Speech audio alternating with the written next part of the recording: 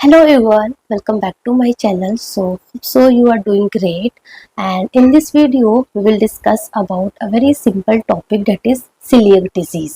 So अभी के अभी हम ये टॉपिक बहुत अच्छे से रिवाइज भी कर लेंगे, याद भी कर लेंगे, सब कुछ हो जाएगा. देखो, सबसे पहले आपको क्या याद रखना है, that is celiac disease क्या होता है. That is the disease of genes and the grains. What do you mean by that?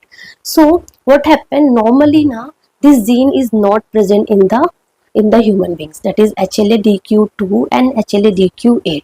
ठीक है, क्या ये जीन करेगा आगे हम पढ़ेंगे. एंड द प्रॉब्लम क्या है, सीलियक डिजीज को कौन से ग्रेन से प्रॉब्लम है, that is your BRO. So BRO that is the barley, rye, oats and wheat, है ना. Barley, rye, oats and wheat. So coeliac disease में क्या प्रॉब्लम है, इस ब्रो से प्रॉब्लम है. इस ब्रो से क्या प्रॉब्लम है कि ये जो ब्रो है ना, that is barley, rye, oats, wheat, इसमें एक प्रोटीन होता है, स्पेशल प्रोटीन होता है, that is the name of that's name is gluten. And इस ग्लूटेन को इस जीन से प्रॉब्लम है. डायरेक्टली प्रॉब्लम नहीं है, इनडायरेक्टली प्रॉब्लम है. सो कैसे है, देखो, ये जीन है HLA-DQ2, HLA-DQ8 and this gluten. ठीक है. सो क्या होता है, normally you know very well that is कि जो हमारे इंटेस्टीन है उसमें क्या होता है, विलाई होती है, राइट. विलाई होती है, ऐसी विलाई होती है, राइट. सो विलाई क्या करती है, सबको पता है, ये हमें एब्जॉर्प्शन में हेल्प करती है. क्या बताने की बात है, सबको पता है ना. सो ये क्या करती है, एब्जॉर्प्शन में हेल्प करती है. ठीक है ना. बेसिकली जितने भी न्यूट्रिएंट्स वगैरह होते हैं उसको एब्जॉर्प्शन में हेल्प करता है. ठीक है ना, ये विलाई का काम होता है.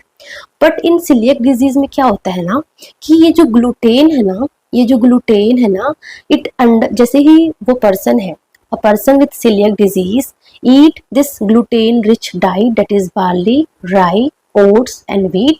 जैसे ही ये ग्लूटेन खाया, so because of some enzymes, that is transglutaminase enzyme की वजह से क्या होगा, ये ग्लूटेन चेंज हो जाएगा. एंड ये चेंज होके क्या होगा, वो चेंज होने के बाद जो वो फॉर्म होगा ना, that lock into this gene, इस जीन के अंदर ये लॉक हो जाएगा. सो फिट इनटू HLA-DQ2 और DQ8 जीन में फिट हो गया.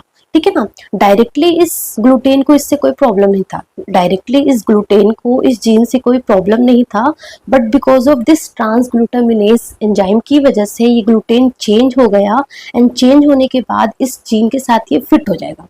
अब फिट होने के बाद क्या होगा कि जो हमारा जो इम्यून सिस्टम है वो क्या हो जाएगा, वो एक्टिवेट हो जाएगा. एंड उसको लगेगा कि something is going on in our body. So immune system जैसे ही वो एक्टिवेट होगा तो वो क्या करेगा, वो ऑफकोर्स केमिकल रिलीज करेगा. अब वो केमिकल किसके अगेंस्ट रिलीज कर देगा, खुद के बॉडी, मतलब खुद के इंटेस्टाइन के अगेंस्ट ही वो केमिकल रिलीज करेगा. सो रिलीज केमिकल, एंड वो केमिकल क्या करेगा, इंटेस्टाइन पे अटैक करेगा. सो इंटेस्टाइन बोले तो बेसिकली इस जो विलाई है ना, ये विलाई पे अटैक करेगा. And because of this attack, ये जो विलाई है इसका क्या हो जाएगा, डिस्ट्रक्शन हो जाएगा. सो ये जो विलाई ऐसे थी ना, इस विलाई का डिस्ट्रक्शन होके क्या हो जाएगी, ऐसे से हो जाएगी. सो विलाई का डिस्ट्रक्शन हो जाएगा, जिसको हम बोलेंगे विलस एट्रोफी, है ना. So destruction of intestinal villi and it is known as villus atrophy. Very very important. So आप खुद सोचो, ये विलाई क्या कर रहा था, एब्जॉर्प्शन में हेल्प कर रहा था. अब इस विलाई का डिस्ट्रक्शन हो गया है तो क्या होगा, एब्जॉर्प्शन नहीं होगा न्यूट्रिएंट्स का, जिसकी वजह से क्या होगा, डायरिया होगा, वेट लॉस होगा, माल न्यूट्रिशन होगा, विटामिन डेफिशिएंसी होगा, आयरन डेफिशिएंसी होगा. मतलब ये सारे सिम्टम्स देखने को मिलेगा. ठीक है ना. अब विलस तो एट्रोफी हुआ ही हुआ, विलाई का डिस्ट्रक्शन हुआ ही हुआ. उसके साथ साथ और क्या होगा, विलाई के पास ना, on the base of villi क्या होता है, देयर इज क्रिप्ट्स होता है. क्रिप्ट्स बेसिकली क्या करता है ना, क्रिप्ट्स का काम है, crypt is something a factory for what, factory for intestinal cell को बनाने में, प्रोडक्शन ऑफ इंटेस्टाइनल सेल में हेल्प करता है. सो क्रिप्ट्स क्या कर रहा है, basically production of intestinal cell. इन्होंने क्या देखा कि यहाँ पे विलस का एट्रोफी हो रहा है, डिस्ट्रक्शन हो रहा है. तो जो ये क्रिप्ट है स्टेम सेल, एंड वो क्या करेगा, इंटेस्टाइनल सेल को और प्रोड्यूस करेगा. तो फैक्ट्री ओवरवर्क करने लग जाएगी, फैक्ट्री अपना काम बहुत ज्यादा करने लगी है, क्योंकि उसको लगेगा कि चीजें डैमेज हो रही है तो मैं और प्रोड्यूस करता हूँ, जिसकी वजह से क्या हो जाएगा, क्रिप्ट हाइपरप्लेसिया हो जाएगा. So very very important, villus atrophy.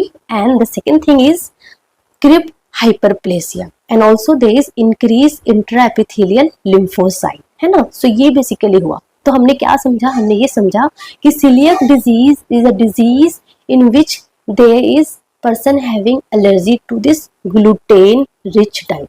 gluten rich diet बोले तो bro, that is barley, rye, oats and the wheat, ठीक है ना। So first thing is gluten आपको याद रखना है, सेकेंड थिंग आपको ब्रो याद रखना है, and third thing this gene that is HLA-DQ2 and HLA-DQ8, and fourth thing क्या हो रहा है यहाँ पे, विलस एट्रोफी हो रहा है एंड क्रिप्ट हाइपरप्लेसिया हो रहा है। सो ये 5 चीजें आपको इस स्लाइड से याद करनी है, आई होप आपको याद हो गई होगी, ठीक है।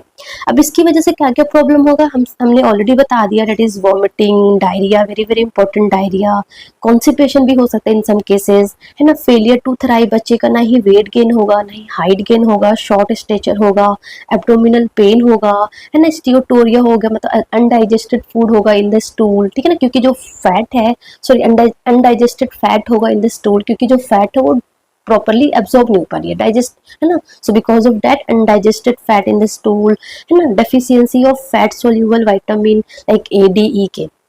सो ये तो हमारे इंटेस्टाइनल सिम्टम्स होगा।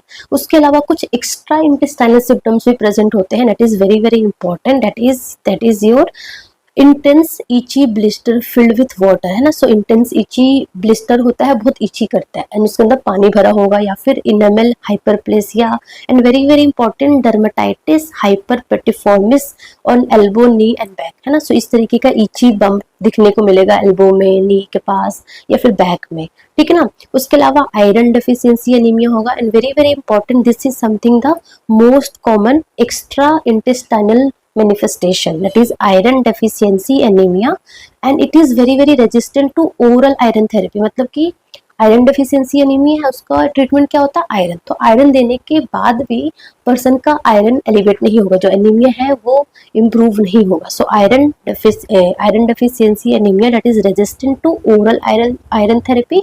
उसके अलावा आर्थराइटिस होता है, तो लाइक बोन में पेन वगैरह होगा। सो ये सारे सिम्टम्स देखने को मिलता है, ठीक है ना। सो in simple way that is the patient is allergic to gluten, बोले तो ब्रो, ठीक है, वेरी सिंपल, ठीक है। सो इन्वेस्टिगेशन क्या होगा, सो मैंने क्या बताया था कि this gluten undergoes a change by enzyme that is known as transglutaminase enzyme. So हम बेसिकली ब्लड टेस्ट करेंगे, एंड ब्लड टेस्ट में हम ट्रांसग्लूटामिनेज IgA एंटीबॉडीज का टेस्ट करेंगे, first is that. And second हम बायोप्सी कर सकते हैं, इंटेस्टाइनल बायोप्सी कर सकते हैं विया एंडोस्कोपी, एंड उस बायोप्सी में क्या रिपोर्ट करेंगे, दैट इज विलस एट्रोफी होगी, very very important, crypt hyperplasia होगा, और हमने पढ़ा ना इंट्रा एपिथेलियल लिम्फोसाइट। तो ये 3 फाइंडिंग्स होगा इन द बायोप्सी रिपोर्ट में, ठीक है ना। सो आपको बायोप्सी का भी पता चल गया कि बायोप्सी में ये चीजें मिलेगी, और ब्लड में ट्रांसग्लूटामिनेज IgA एंटीबॉडीज प्रेजेंट होगी, ठीक है ना। So that is very very important. Then coming to the most important part कि हम कैसे इसको मैनेज करेंगे। So the only management is that you have to give that patient और person life long gluten free diet, very very important. तो हमें patient को educate करना है कि आपको ग्लूटेन फ्री डाइट लेना है। ग्लूटेन फ्री डाइट बोले तो आपको दिस ब्रो यू हैव टू अवॉइड, आपको ये जो ब्रो है ना आपको अवॉइड करना है। ब्रो तो बोले तो barley, rice, oats and wheat, ये आपको अवॉइड करना है। तो लाइक पिज्जा हो गया, बर्गर हो गया, रोटी हो गया, है ना। सो ये सारे जो फूड है वो आपको अवॉइड करना है। देन क्या लेना है, you have to take like maize, sarson, jowar, pure oats, this is very very important. Pure oats ले सकते हैं, बट ओट्स में थोड़ा मिक्सिंग हो वो नहीं ले सकते, this is very very important, you have to remember. Rice, corn, potato, millets, milk products भी ले सकते हैं, सोयाबीन भी ले सकते हैं। तो ये सारा आपको अलाउ है, बाकी आपको जो ब्रो है वो आपको अवॉइड करना है इन योर डाइट। प्लस आप कुछ भी पैकेज अगर बाहर से लेते हैं, बाई करते हैं, उसको खाते हैं, so first you have to read the जो उसमें प्रिस्क्रिप्शन, जो उसमें इंग्रेडिएंट्स होता है वो आपको चेक करना है, लेबलिंग चेक करना है कि उसमें ग्लूटेन तो नहीं है। अगर ग्लूटेन प्रेजेंट है you have to avoid that, ठीक है। प्लस अगर फैट सोल्यूबल विटामिन डेफिशिएंसी होगी तो हम उसका क्या बोलते हैं, सप्लीमेंट्स बोलेंगे पेशेंट को लेने के लिए, है ना। So these are the management for this celiac disease. तो आपको बेसिकली क्या क्या याद करना है, point number 1 that is the gene में कौन कौन से जीन प्रेजेंट होता है, दैट इज HLA-DQ2 एंड 8।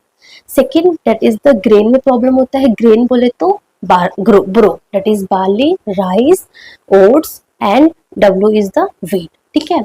क्योंकि इसमें क्या होता है, ग्लूटेन होता है, ठीक है। इसकी वजह से क्या हो रहा है, that is your villous atrophy हो रहा है और क्रिप्ट हाइपरप्लेसिया हो रहा है एंड इंक्रीज इंट्राएपिथेलियल लिम्फोसाइट हो रहा है। सो ये 4 पॉइंट्स समझ में आ गया। फिफ्थ में आपको ये सारा clinical feature you have to know, very important, diarrhoea होगा, फेलियर टू थ्राइव होगा। मतलब अगर आपको ये चीजें समझ में आ गई ना तो आपको जो क्लिनिकल फीचर्स है वो बहुत इजीली समझ में आ जाएंगे। Then very very important is the treatment. So lifelong gluten free diet. So ये 5 things you have to remember in this topic and hope so इससे related जो भी MCQ आएगा वो आप बहुत easily solve कर सकते हो, ठीक है। So I think you understand this topic well